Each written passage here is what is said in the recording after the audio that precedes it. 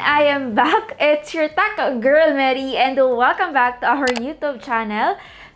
Sa wakas, magagawan ko na ng video itong recent flagship phone ng Xiaomi, which is their Xiaomi 12 Pro. But before we totally start, pasensya na, ang tagal nating nawala sa YouTube kasi tayo ay nagkasakit. Long story short, huwag kayong kumain ng shellfish kapag walang laman yung tiyan nyo dahil baka kayo ay matulad sa akin at ma-ospital. Anyway, ito, matagal na tong nasa akin. Actually, more than 2 weeks already. Pero I think we can say na ito yung aking 2 weeks later review. So yes, hindi kayo mabibitin kompleto sa Ricardo itong ating review. Itong Xiaomi 12 Pro, ito yung the best flagship phone currently ng Xiaomi. It's not the best among the series dahil of course we have the Ultra that is coming out very soon. Alam kong palabas na siya, nararamdaman ko na.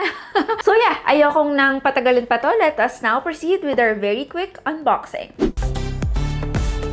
You'll notice, no, black yung box ng 12 Pro. Actually, the Pro and their Ultra, black talaga yung boxes. Napansin ko lang naman ito.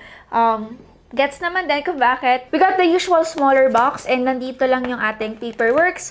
Of course, yung panundot natin nandito, the SIM ejector tool, and some paperworks, and yung ating pinaka jelly case. Honestly, for its price, medyo nalungkot ako na there's nothing special about the jelly case. If you've noticed, yung jelly case na kasama sa loob ng Realme GT2 Pro ay color gray. It's not, you know, your typical clear jelly case. I can't help but to compare, of course, kasi medyo mas pricey ngayon ang 12 series ng Xiaomi. We got the phone itself, and of course, ang meron tayo is yung black. We got here the 120-watt power brick na napakabigat, kaya naman din napakabigat ng ating pinaka-box when I got it. And lastly, of course, yung ating USB Type-C charging cable, and you'll notice na it's thicker than the usual cables na nakukuha natin from other smartphones. Of course, kailangan niyang ma-handle yung 120 watt, kaya kailangan makapal talaga ang ating cable.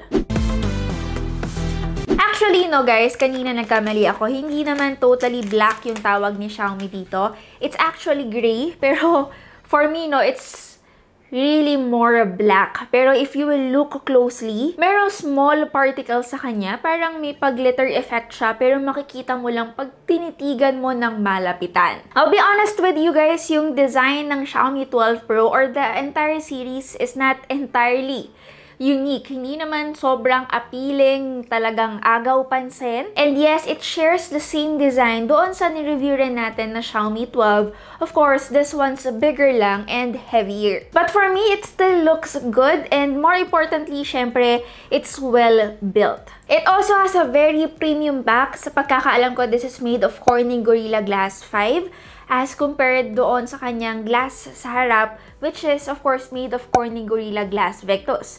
Same sa meron tayo sa Xiaomi 12. Also, the sides is made of metal, kaya naman talagang nadagdagan din yung ating weight sa kanya, weighing at 204 grams. Malayo-layo sa weight ng Xiaomi 12, which is around 178 grams. Pasensya na, I kept on comparing this phone to its younger brother. As much as possible, gusto ko kayong matulungan.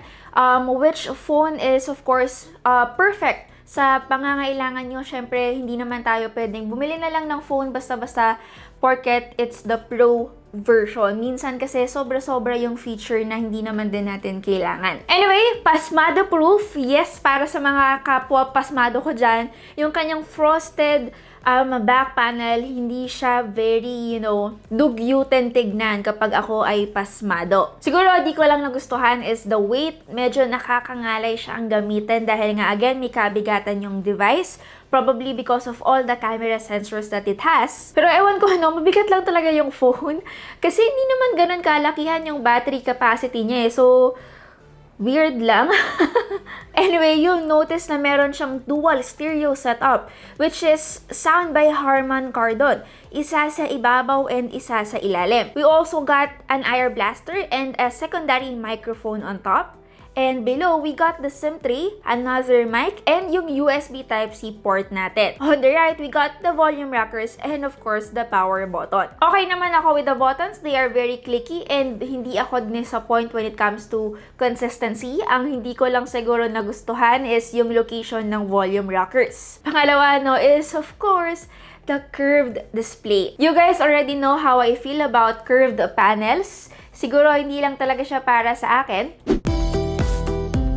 Audio-wise, hindi nalalayo guys yung lakas ng sound ng 12 Pro doon sa kanyang younger brother. Parehas naman silang merong totoong dual speaker setup at hindi sa earpiece. Andun yung oomph ng sound quality niya, pero uulitin ko, it's not as loud as compared sa mga speakers na meron tayo sa ibang flagship phones katulad ng nakita natin from the Samsung Galaxy S22 Plus.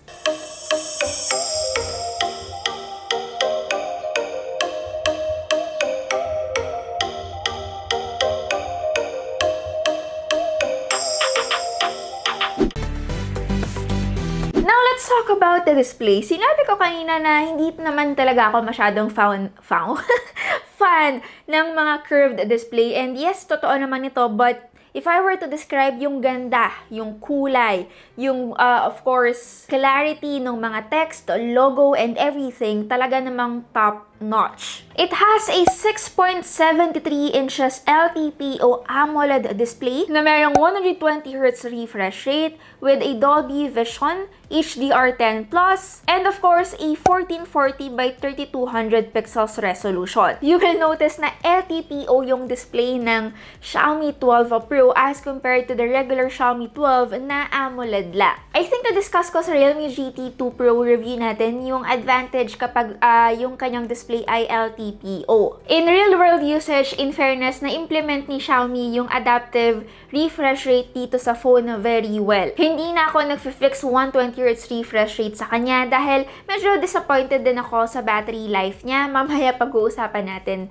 bakit. Since nasa usapang display na rin naman tayo, meron siyang optical and display fingerprint sensor compared sa Samsung flagship phones na ultrasonic. Honestly, wala naman akong problema dito. I don't really mind for as long as it is fast and consistent, okay na okay, which is what the phone gave me. Hindi lang visually maganda yung display ng phone, no, but of course, even yung interaction natin sa kanya, talaga namang very responsive yung device. Very good din yung vibration motor ng Xiaomi 12 Pro. Meaning guys, every time na ako ay nagtatype, even pag-pause ng videos, nararamdaman ko yung vibration niya. Maganda, in fairness, yung haptic feedback ng Xiaomi 12 Pro. Anyway, for a flagship phone, of course, wala siyang kahit anong IP rating as compared to sa iba pang mga mid-range phones ng Xiaomi na kahit papano ay meron. I'll be honest with you, sana meron ito, no? Kasi syempre, this is already the Pro version. Nagets ko pa kung yung Xiaomi 12 na non-Pro ay walang IP rating. So yes, I find this quite disappointing.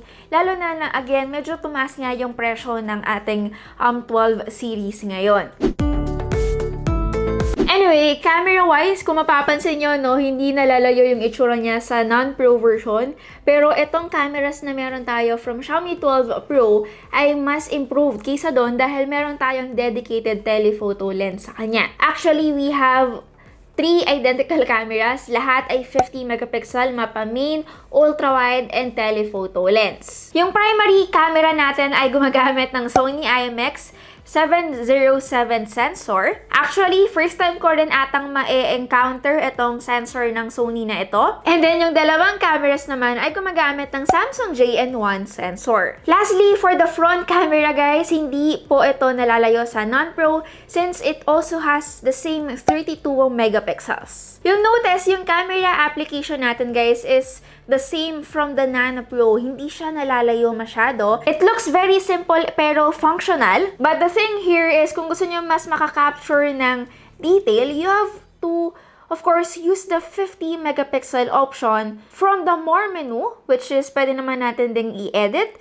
But I tend to forget talaga na meron siyang option pa na 50 megapixels. May mga tao rin guys na Alam kong nakakalimutan na may option to use the 108 megapixel, the 50 megapixel, even the 48 megapixel, just to have a more detail sa mga photos nila. So yes, kung ayaw nyong makalimutan, I suggest remove it from the more menu at ilabas natin siya from the settings. Buti na lang ang night mode, this is available sa tatlong cameras niya. Siguro one thing I did not like lang about the camera user interface is hindi tayo pwedeng mag-switch between cameras kapag tayo ay nagsushoot na ng 4K at 60 FPS. Alam naman natin na very useful or gamit na gamit yung 60 FPS option. Anyway, speaking of video recording, no, capable up to 8K video recording yung ating Xiaomi 12 Pro, which is good but somehow still not useful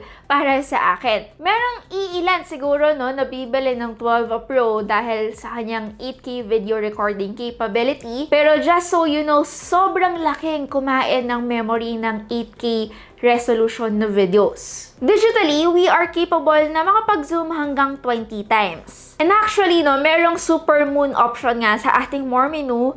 It's just that hindi ko siya magamit-gamit dahil lately sobrang cloudy dito sa Laguna. Yes, I'm glad guys no na meron nga tayong dedicated telephoto camera dito sa Pro version na hinahanap ko sa non-Pro last time. Talaga namang expert level performance yung ibinigay na sa akin. Talagang maganda rin yung sharpness and detail na meron siya. Siguro nakikita ko lang talagang problema when it comes to telephoto camera is yung capability niya or yung range, I mean, kasi hanggang 2 times lang yung pwede, which is, I find it a bit lacking guys kasi sana man lang up to 5 times. Overall, I am impressed sa camera and video quality ng Xiaomi 12 Pro. Indeed, I am impressed.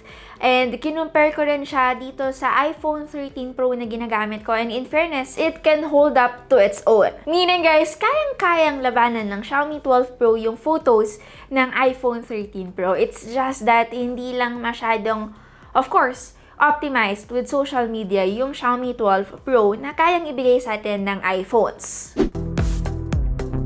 Performance-wise, I'll be honest with you guys, hindi ako masyadong eager na i-test out yung kanyang, of course, capability kasi parang nakikita ko na parehas lang naman yung ibibigay niya. Katulad ng ibinigay sa akin ng non-Pro version. Siguro no, kung performance ang pag-uusapan, yes, hindi kayo bibigoin. Of course, it has the latest Qualcomm Snapdragon 8 Gen 1. Ulitin ko, the best processor na pwede nyong makuha as of the moment. Isa pa, meron din siyang 12GB of RAM and can be extended up to 3GB. And of course, a 256GB of internal storage. Actually, that's it. Hanggang 256GB lang kayo dahil hindi naman siya expandable via micro SD card. In fairness, in real life usage, wala akong masyadong encounter na problema sa kanya, lalo na yung mga day-to-day chores ko. And yes, it is responsive and wala akong lags na na-experience in total. Definitely feels how a flagship should feel. Siguro napansin ko lang, medyo nag-struggle yung phone to keep up when it comes to temperature. Aaminin ko, nag-overheat yung phone sa akin. Hindi man sobrang, alam niyo yun, bothering, but it did feel very warm to the touch. Siguro mali lang yung term ko kanina. Take note, hindi pa masyadong hardcore yung ginagawa ko sa kanya kanina. Kung napanood niyo yung review ni Mr. Who's the Boss, i-talked about na yung mga chipsets, especially yung latest Snapdragon 8 Gen 1, should focus more on attaining better power efficiency rather than peak performance, and of course, mas mag-focus din on better cooling system. Ito kasi din yung napapansin ko sa mga phones na merong Qualcomm Snapdragon 8 Gen 1. Ibibigay niya sa inyo yung pinaka-the best of the best performance, but still, somehow not power efficient enough. Anyway, moving on sa software ng ating Xiaomi 12 Pro. It has the latest MIUI 13 based on Android 12. It's already Android 12 out of the box, so hindi na kayo kailangan mamroblema pa. In fairness naman, guys, mukhang optimized ngayon yung MIUI 13 natin.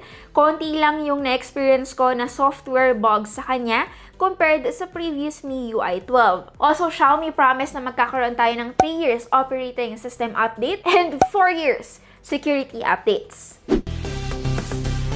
Lastly, pag-usapan natin yung battery life ng phone na to. I know it is the Pro version, Pero to be honest, medyo na-disappoint talaga ako sa battery life ng phone na to. Probably a not so pro feature of this device. Meron siyang 4,600 mAh of battery capacity. And actually, ito, 6 hours of screen on time lang halos yung ibinigay niya sa akin.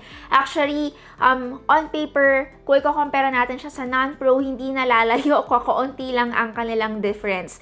Kaya naman, performance-wise, hindi tumagal sa akin yung pro version. Katulad na lang din halos nung non-pro version. Which is dapat, kahit papano, may oomph when it comes to the battery performance. Anyway, kanina, nakita nyo na meron nga siyang 120-watt charger na included sa loob ng box. Actually, charging-wise, hindi kayo mamroblema sa phone na to. Nabulol tayo doon. Dahil in around 23 minutes lang, ay na-fully charge ko na agad yung device. So, actually, naligo ka lang. Ganun lang ako katagal din maligo. Minsan nga 10 minutes lang. So, at least, as compared sa mga iPhone devices, kompleto yung loob ng box natin at hindi kayo ma-disappoint when it comes to the charging capability. And same with the non-pro version, this phone is capable na ma-charge natin siya wirelessly up to 50 watts. Pag-usapan natin yung price ng phone na to, Kanina hindi naman natin ito na-discuss, so might as well, of course, bago natin ito tapusin, this phone retails for 48,999 pesos. Sa pagkakalam ko, yung pre-order nila nitong phone na to, last month, may kasamang TV na libre. Which is actually good. Actually, para sa akin, sulit kung kayo ay magpi-pre-order para doon sa libreng TV na rin. Pero kung bibili nyo yung phone without the free TV at a cost of 48,999 pesos, medyo namamahalan ako sa device. Lalong-lalo na meron tayong iba pang options na pwedeng mabili sa market ngayon, katulad ng non-pro version nito, which is hindi naman nalalayo yung specifications. Of course, telephoto lens lang yung medyo big deal para sa akin sa kanilang dalawa. Pangalawa, may Realme GT2 Pro din tayo na of course, priced at around 35,000 pesos lang. So yes, for me, okay naman ang Xiaomi 12 Pro. Still, not as expensive as what we got from, of course, iPhones. And it is also a good start. Lalong-lalo na may palabas rin, of course, silang Xiaomi 12 Ultra. Speaking of the Ultra, do take note na, again, ilalabas siya. Hindi lang tayo sigurado if it will come out here in the Philippines. But for sure, it will be globally available as well. Para sa akin, okay naman itong Pro, pero sa tingin ko, mas nakikitaan ko ng potential yung non-Pro version nito. Lalong-lalo na wala naman siyang IP68 rating, and pangalawa, hindi masyadong maganda yung cooling mechanism natin sa kanya. So yeah, actually, that's it. Pasensya na guys kung medyo mahaba yung video natin, but at least nagawa natin itong long-term review natin dito sa Xiaomi 12 Pro. Again, it's your tech girl Mary, and see you on our next video. Bye guys!